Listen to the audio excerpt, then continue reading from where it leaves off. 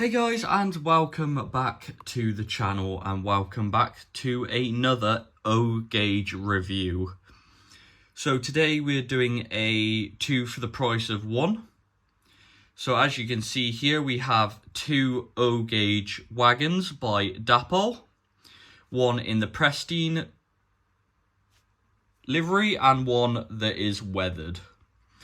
So as you can see, they are both the same, just one's obviously in the pristine condition, one is in the weathered condition.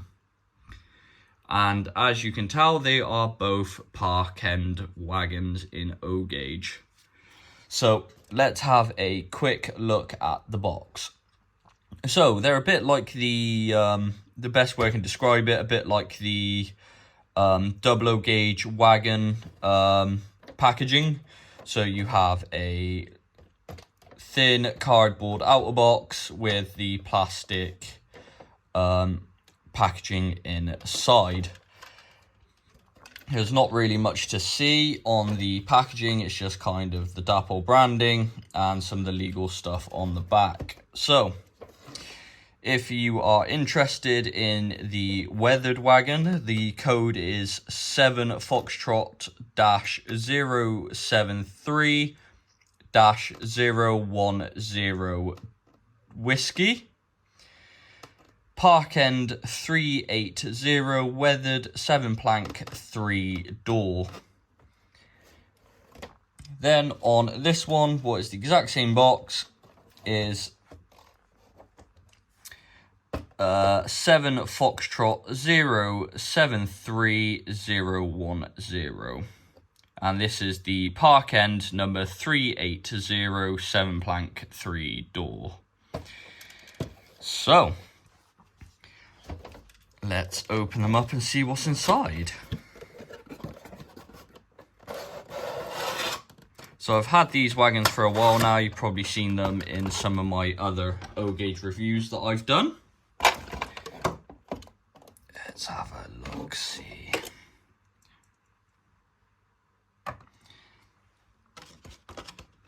So these wagons are pretty special to me due to the first heritage railway I started volunteering at was the Dean Forest Railway. And then I moved to the Pontypool and Blenavon Railway due to a locomotive that I'm now working on. So these Parkend wagons are pretty special to me because Parkend is currently the northern terminus for the Dean Forest Railway. And they also have one of these Parkend wagons on display opposite Parkend train station. So got both of these out of their boxes. So all they are is a plastic outer casing that just holds the wagon in place. And to be honest, they do a very nice job of that. I do have my own storage system for my O-Gauge. I use the really useful boxes. I use some of the smaller ones to hold my wagons with a bit of foam on the sides and the top and the bottom. And it just makes it easier to get stuff out and for like exhibitions and stuff like that. So I'll put these side by side and we'll take a closer look at them.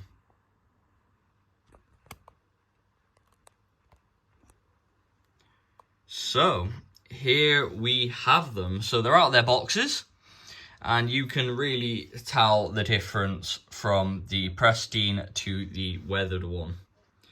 So let's start off with the pristine version. So as you can tell, if I just touch it, they are very, very free rolling, what is nice.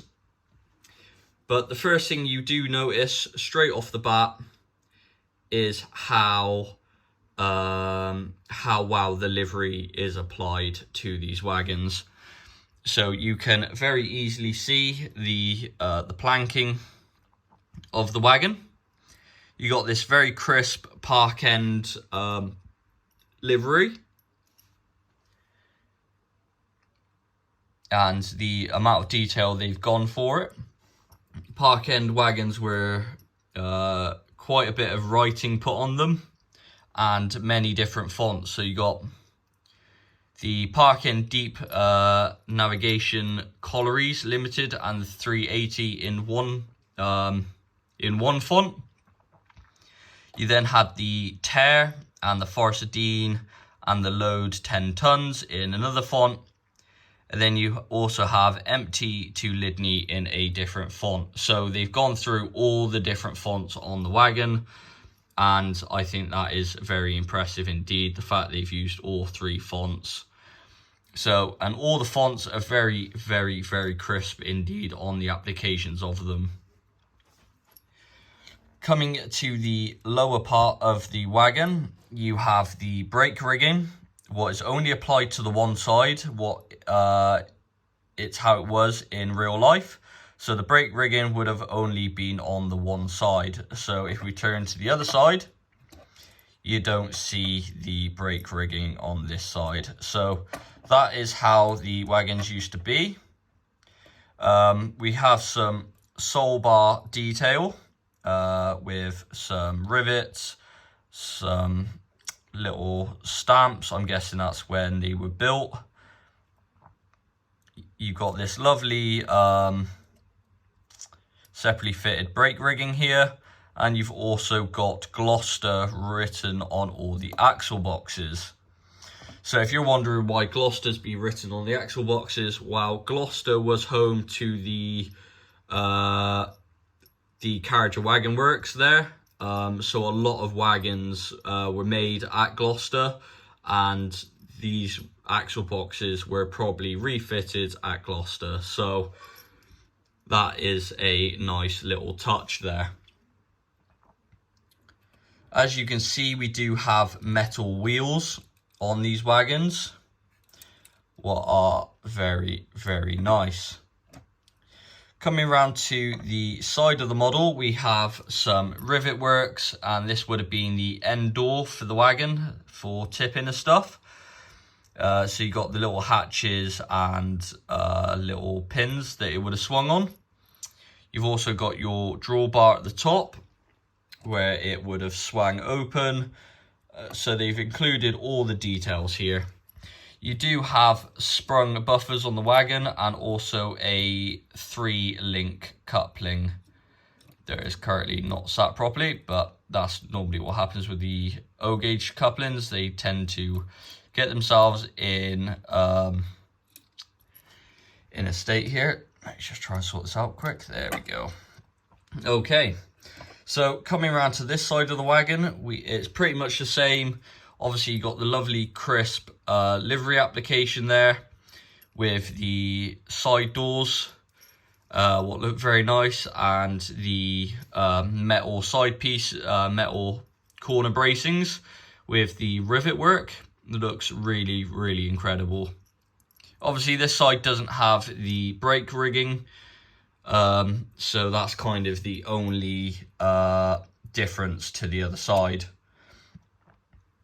Coming to this side, we have obviously more sprung buffers and the 3-link coupling. This side's slightly different because you don't have the side door, so you got these 2 lovely support beams, all riveted up, lovely plank work, and more rivets for the corner support metal owl plates. So, going to look on the inside, we've got this lovely beigey colour to obviously represent bare wood. You got these lovely black support beams on the inside for the door. Obviously, you got more bits picked out, and the lovely planked work has been picked out very nicely. So let's move on to the next one then. So obviously they're the exact same wagon, exact same running number. I'm thinking of possibly seeing if I can get some transfers to make all the numbers different and try get it in the same font, but we'll see. So obviously this one is slightly weathered. I won't go into too much detail with this one because all the detail is the exact same. The only thing that's different between these 2 models is the weathering. So Obviously, see on this one, you got this lovely kind of dirty weathering effect along the sole bar and below. So it's, as you can see, it slowly gets dirtier from the bottom and slowly, gradually gets a bit cleaner towards the top. The Parkend lettering is being wiped over by the looks of it with a black wash, just to tone down that bright white Parkend. So if I bring the other one in here, you can really see the difference. So you got this lovely, not too heavily weathering on the sides. What look very nice indeed. And it looks very nice. So on the inside, we do have some weathering as well. It looks like it's had some coal in it, and it's a bit grubby, dirty, what is very nice. And the fact that I use crushed up real coal for my loads, it just helps with grubbing the decks down a bit more as well. So that helps just a little bit. So as you can see with the other one, this one also is free rolling. I wouldn't say as much as the other one. The other one's quite loose. This one has got a bit of drag to it. But they both run very nicely. I haven't had a problem with them yet. So I'm going to get these scales out and we'll see how much they weigh. So they should, I would say, should weigh the same. So the weathered one is coming in at 121 grams. Just show you guys as well, just so you know I'm not making up a number. So we got 121 grams there. And if I take that off and let it reset back to 0 and put the other one on, and that one has also come to 121 grams. So they are pretty heavy when empty. I'm not too sure how much they come to when they're loaded, especially with me using real coal. But let's get these guys on the track and we'll see how well they handle points and how well they couple together, and just see how they run, and I'll get some trains running. Okay, so here we have it. They're both on the track, and just do a quick little roll test. And they work absolutely fine on the track. So let's see how well they couple up. So I've got my little coupling up tool here. There we go. And very nicely coupled up.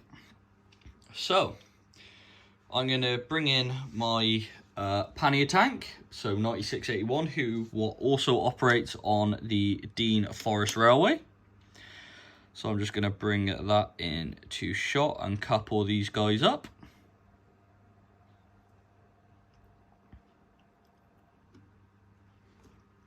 Now we'll see how well it couples up to a locomotive. And there we go, first time, happy days. So we're just going to see how well it runs with a locomotive. So those 3 links seem to be doing their job from stopping the stopping the wagons from breaking off. So that's good.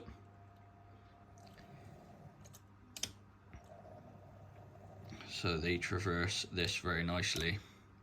Okay, so I'm going to get these loaded up with some real coal, and we'll do some shunting with them just to see how well they traverse the points, and just have a little bit of a running session with them. So I will see you in the next clip.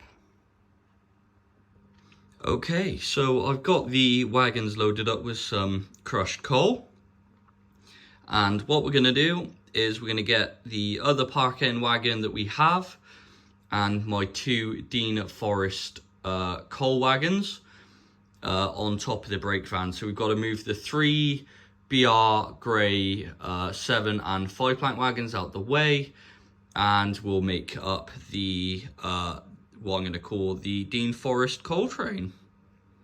So for the shunter, we are using 9681. This has recently come back into service at the Dean Forest Railway, so if you would like to see the real thing, you can.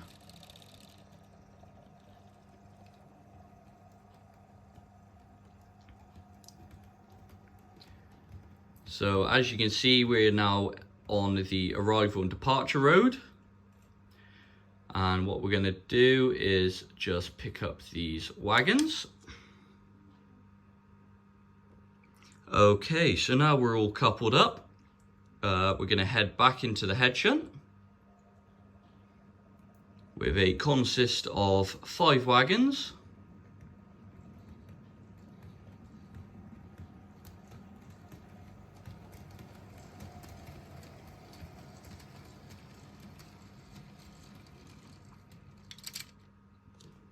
And we're just going to place them out the way for now. So the points are now set for siding number 2, or storage siding number 2 is what we call it on the demonstration sidings layout here. So the front siding is the arrival and departure siding. We then have storage siding number 1, storage siding number 2, and then we have a brake van or a shunter's storage siding. Okay, so that should just be clear of storage siding number 1. Okay, so now we've got the 2 Parkend wagons. We're going to take them and place them on the brake van now.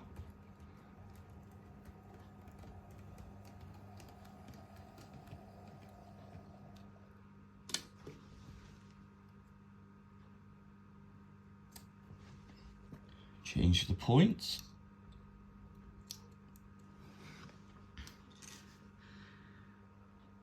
Okay, so as you can see, the wagons are traversing the points very nicely.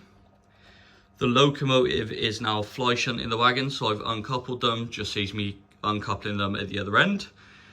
And you can see the wagons are not rolling away from the loco at all.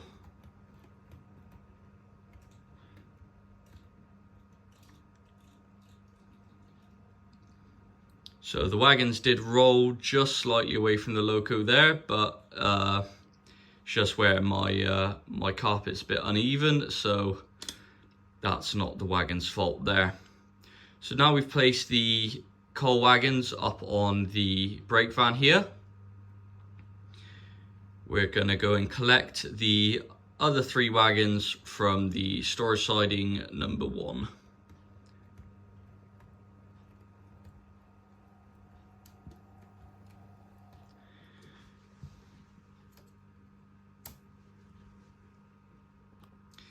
Now the points are set for storage siding number 1.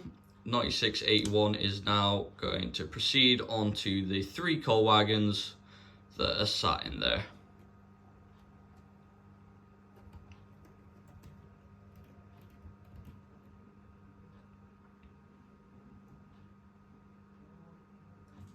Just going to push them down just so we're on a straight couple up. Okay, so at this point, the shunter would ask the driver for permission to go underneath to couple up. And once the driver has given permission, the shunter will couple up. So that's what I'm going to go do now. So the train is now coupled and the shunter is clear. And now the shunter is given permission for the driver to move away.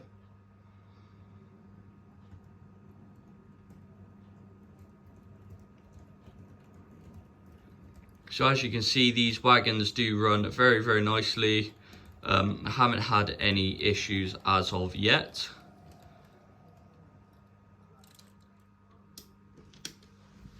So we're just switching the points for the arrival and departure road. And 9681 is now going to bring these 3 wagons on top of the other 2 and the brake van.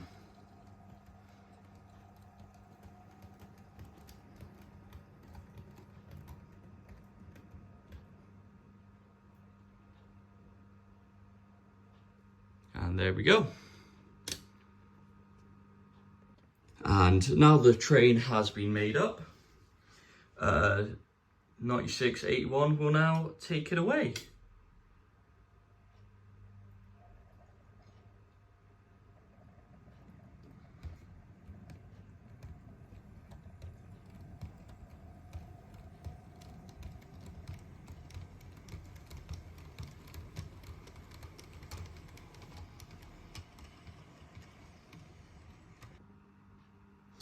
And there we have it, the Dapol 7-plank Parkend wagon review in O gauge. I hope you guys have enjoyed my first wagon review in O gauge. I've certainly enjoyed making it. Massive thank you for Derails Models for getting these in for me. I really do appreciate it. And a massive thank you to my friend Glosswitch Junction, who is also on YouTube and does modern day 00 and also O gauge stuff, for making this little diorama for me for storing some of my stuff when I'm not using them. So I hope you guys have enjoyed this video. Please like and subscribe if you haven't already. It really does help out the channel a lot. And it also means you guys get notifications when I upload a video. Subscribing is free. I know some people don't know if it's free or not. Subscriptions to YouTube channels are free. It just means you get notifications when we upload or go live or etc, etc. Let me know in the comments below what you guys think of these really lovely wagons. Let me know if you've actually got some, and it'd be nice to see who else has got some Parkend wagons on their layout. Stay tuned for more videos coming. I am doing quite a few. I'm doing a big batch of reviews at the moment. So stay tuned for all the uploads. I'm also doing uploads on the layout you've just seen. It's called Demonstration Sidings. It will be an exhibition layout for the Lydney Model Railway Show 2023. We have 2 months to build it in. Well, it's about a month and a half now, but we are slowly getting there. So stay tuned for the updates that we do on them. If you've liked what you've seen, please go and check out my other videos on the channel. I also do 00 gauge and O gauge, so they're the two main gauges I do.